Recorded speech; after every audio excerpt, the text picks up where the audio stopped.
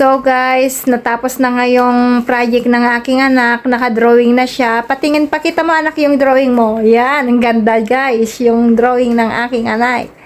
Anak, kalikasan ay ingatan para sa magandang kinabukasan. O, diba guys? Yan yung gawa ng aking anak, Mother of Earth.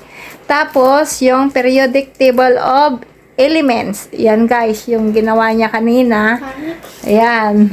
Napapangitan siya guys sa ginawa niya dahil nagmadali na siya. Patingin nga anak. Pakita mo.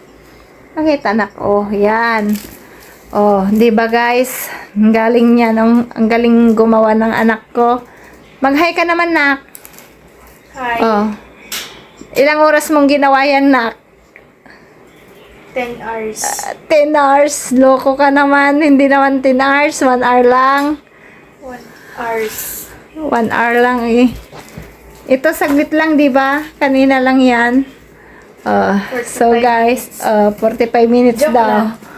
Yan guys. Magbabay ka na nga Rod. Bye. Bye guys.